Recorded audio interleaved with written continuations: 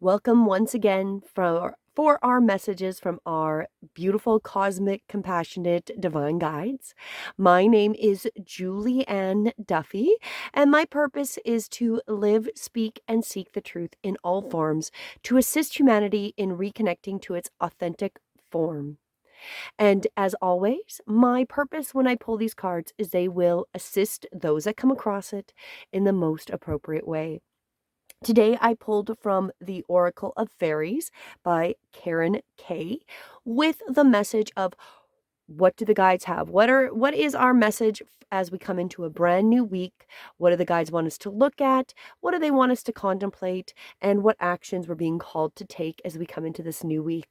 So of course I've got a 4-card spread once again. So this will be what we're seeing, what we're not seeing, our possible outcome, and then of course the advice that we're being given by our beautiful divine compassionate guides. So let's jump right into it. We'll start with what we are seeing. So starting here on the left. Ooh, beautiful. So what we're actually seeing is that more people are probably really more so believing in magic.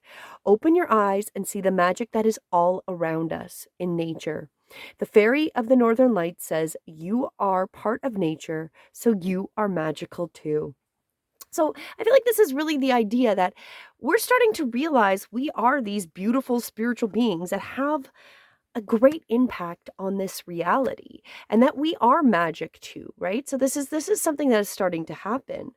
When a fairy of the Northern Lights appears, she comes to tell you to open your eyes and see the magic that's all around you. The aurora borealis is pure magic, and seeing the colorful ribbons of light dancing in the sky is on many a wish list. Now, what's interesting is I'm not sure if we will be seeing it again, but there's been a lot of CMEs and a lot of intensity coming with the sun again. So they're predicting that we might be seeing the aurora borealis again in lower altitudes. I live in Canada, so Northern Canada's very used to seeing it, but the further south we get, especially into the United States and even into Mexico or even further, it's very magical to see that then. So I think this is interesting that this might be giving us a guidance that we're going to be seeing that as well, and that there is this magic of how that works. So if this card this card, let's go this. Let me try this again. This card is a confirmation that it's time to start making plans. Or maybe another faraway location is calling you. When nature beckons you, your spirit knows the way to go. And this also is the message may not be so literal. However, instead, the magical fairy could be flying in to remind you to open your eyes and heart to the magic and wonder of the natural world. So again, too, this might be if you're gardening, the magic of how life comes into play and how it can survive. Like, I'm not gonna lie, this weekend has been very cold where I am. Like not the norm for this part of June to get so cold. Like we almost got to freezing temperatures. And and I really wanted to be positive about it because all my seedlings are starting to come up. All the seeds I saved, they're doing well, which gives me a lot of hope that I'm actually competent in saving seeds and that they're coming for the next year of growing season. However, getting such cold weather has made me quite discouraged. So instead of being super happy about the magic of nature, I'm not very happy that there is this frost and this coldness happening, right? That it's like and the reverse of what I really want to happen, right? So that is the part is believe in the magic that the nature wants to survive, that the world has cycles and sometimes it's a cooler summer in certain places than others, depending on where you are in the world. Like I know a lot of places like Turkey's has beautiful weather, Dubai is super hot, even Las Vegas has had beautiful weather and very hot. And then on the reverse, I'm in Canada and it's almost freezing, right? So, it's an interesting thing. So, what we're seeing is that it's time to really believe in the magic of this life and all these things around us. So, let's jump into the next part. What we're not seeing. So, what are we not seeing here during this time? Purity. Interesting. So, this one is always trust in the purity of your heart. Look inside your heart and within you will find the answers to your question. So right off the bat, I feel like that's just reminding us that we already know the answers to so many things, and we may not be seeing it, but we know deep down what the truth is. It's that instinct, right? So unicorns are creatures of purity, and with this card, the unicorn joins the fairy to tell you that now is the time to tune into your heart, which I think is also that instinct as well, that intuition as well. Whatever your question or situation, look into your own pure heart for the answer. Even if you doubt your ability deep within, beyond the ego and the mind, a pure heart will reveal the deepest truth and wisdom. And then you can trust that your purity of your heart and wisdom, you'll find the challenges in life can be approached with a gentle kindness and compassion. So this card may also be saying that you're becoming too tied up in your thoughts, but you can transfer the purity to your heart, to your mind. So it's like more of that thought, of that instinct, and that heart-centered love. The mind will always present a million questions, whereas the heart will always offer a single response, that love is the answer to everything. So that's interesting. So what we're really not seeing is that behind the scenes right now, there's a lot of us that need to do that work to really bring in that heart-centered love energy and bring that up and trust that we already know the answers to a lot of our problems. And, we have to trust this divine instinct.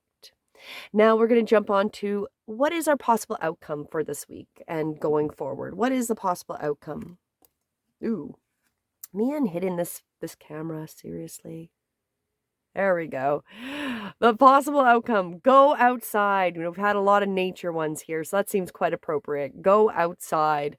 It's time to go outside, tune into the powerful piece of nature wherever you are, and feel at one with your habitat. So if we believe in the magic of like the nature, for example, like I was explaining with my own situation, that, we trust the instincts, trust that nature's gonna succeed and wants to evolve and grow.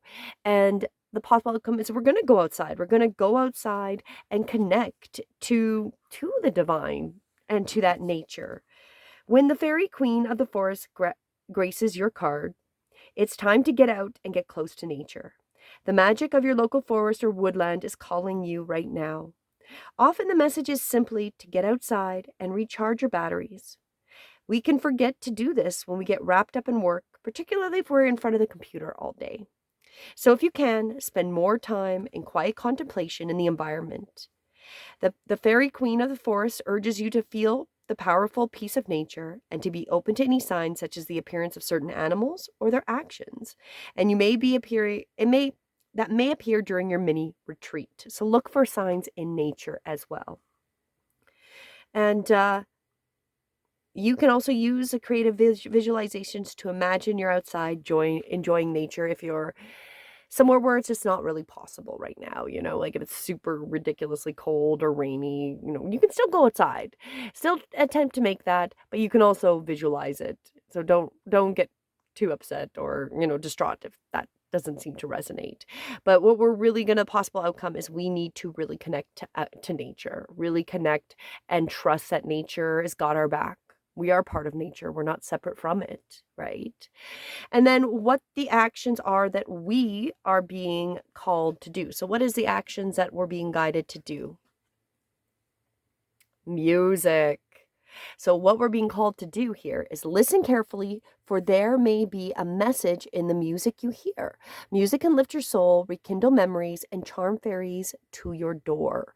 So I feel like really our guidance is to start becoming aware of the music and listen to the messages we're getting. The fairies love to listen and play music, and all music does stir emotions. And it might be where we are able to stand still in time because it can really bring us to new places. So try playing some gentle music and notice how it makes you feel. It's a powerful medium, so be mindful of the type of music you listen to as you work, rest, and play. And maybe even creating your own music, that if that's what you do and if you've got that hobby, that would be really good. Or write some lyrics to your own song or poem. You don't have to be professional to do this. Everyone has some a degree of musical ability.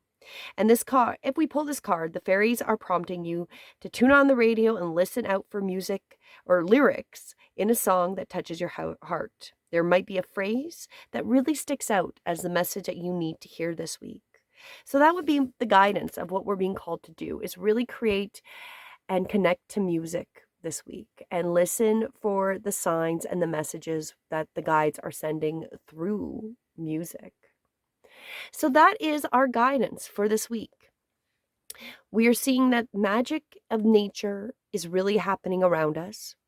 What we're not seeing, but we really want to focus on, is that purity, to really connect with that intuition and our guides through that heart center, that we already know the answers to the questions we have. Go outside. Is that a possible outcome? Get connected to nature, because maybe the music you're going to hear is from the birds or from just listening to the water in a stream, the nature music, because that's our guidance, is to listen carefully to the messages in music this week. As always, my intention is this message will assist you as we go forward. And if you have not, please do subscribe to stay up to date with all of the messages. And until tomorrow, have a beautiful day. Namaste.